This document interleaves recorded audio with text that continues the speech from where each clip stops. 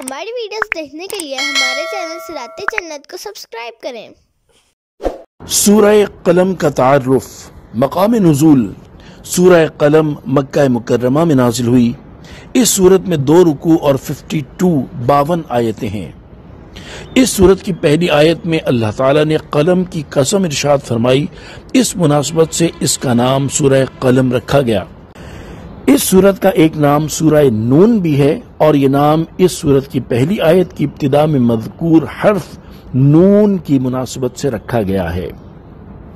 اس سورت کا مرکزی مضمون یہ ہے کہ اس میں اللہ تعالیٰ نے اپنی بارگاہ میں اپنے حبیب صلی اللہ تعالی علیہ وآلہ وسلم کی عظمت و شان اور ان کے عظیم مقام کو ظاہر فرمایا ہے۔ نیز اس سورت میں یہ مضامین بیان کیے گئے ہیں۔ نمبر 1، کافروں نے تاجدار رسالت صلی اللہ تعالی علیہ وآلہ وسلم کی شان میں گستاخی کرتے ہوئے انہیں مجنون کہا تو اللہ تعالیٰ نے قلم اور اس کے لکھے ہوئے کی قسم ذکر کر کے اپنے حبیب صلی اللہ تعالی علیہ وآلہ وسلم سے کفار کے اس الزام کی نفی فرمائی۔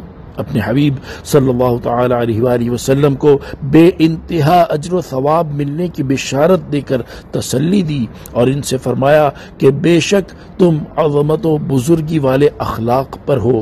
اس کے بعد مجموعی طور پر کفار کے 16 اور جس کافر نے گستاخی کی اس کے 10 عیب بیان کر کے اسے ذلیل و رسوا کر دیا۔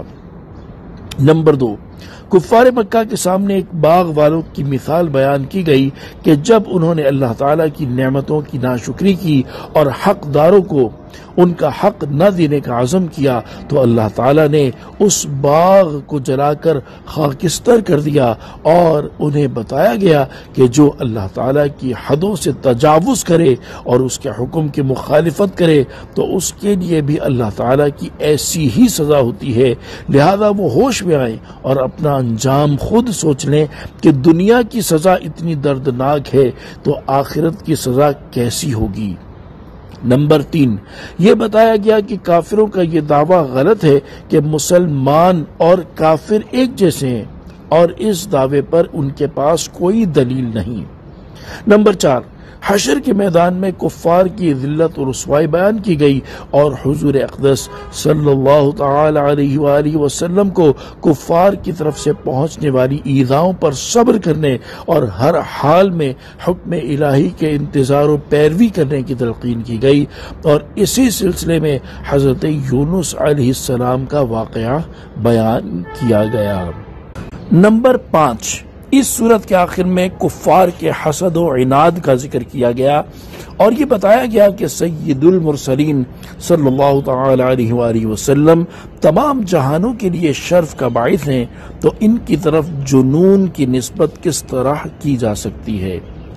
صلو علی الحبیب صلی اللہ تعالی علی محمد صلی اللہ تعالی علیہ وآلہ وسلم۔